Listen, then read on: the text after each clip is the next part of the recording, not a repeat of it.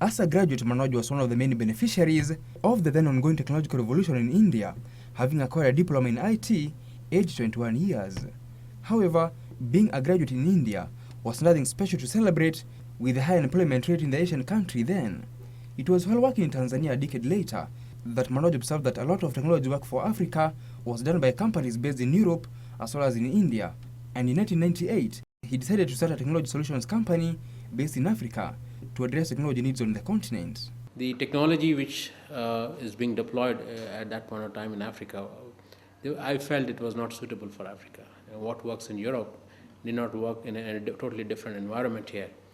That's number one. Number two, I also realized the cost of these projects were prohibitive, expensive. And number three, which I also observed, is that the lack of capacity. Obviously, the companies coming from outside, they will come and do the projects and they leave. And the project fails because capacities are not built.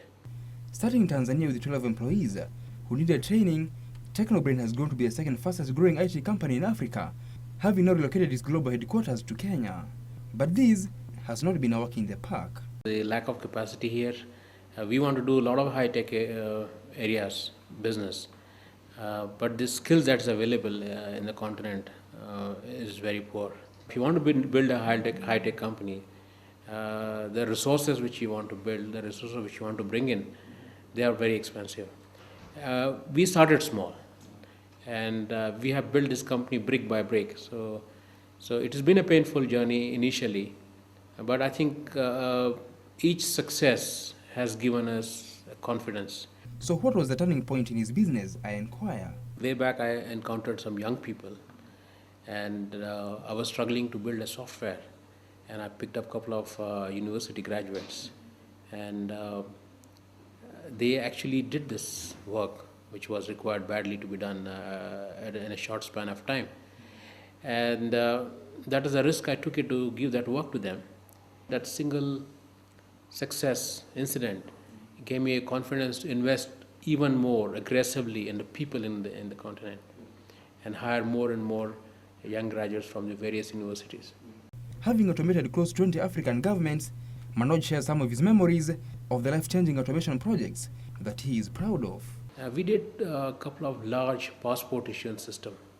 The passport issuance system is a complex project, always done by outside companies, mainly from Europe. And there's a perception that the local companies cannot do that work. So we built a capacity, we invested in that business. Then we also did a local government project for Malawi, border control system for Malawi. We did a fingerprint project for Tanzania, for Malawi, for Zambia. We did an e-cabinet project for government of Swaziland. These are all transformational projects, which is helping the government, the people. And when did Manoj make his first million? Well, I think the first million shilling in Tanzania, which is a much smaller amount. I think there are a lot of such memories. If I remember that we met Tanzania breweries, which is a part of South African breweries, and they were in a major automation phase, and they had the same problem as the rest of the companies here. They lacked skills, so we sold them a complete training package, and that was worth probably in today's term maybe around 40 million Kenyan shilling. So we sold them a complete training package. We trained their people from morning to evening for the whole year.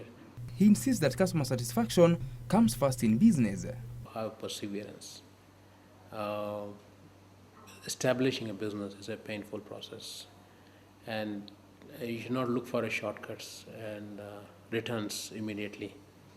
And I also would advise young people, especially if you are earning money from your business, put the money back in the business. Don't blow it and buying cars and buying flats, because growing a business is more important.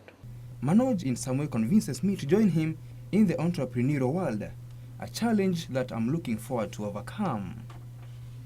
Nicholas Ndwati for Bizhub.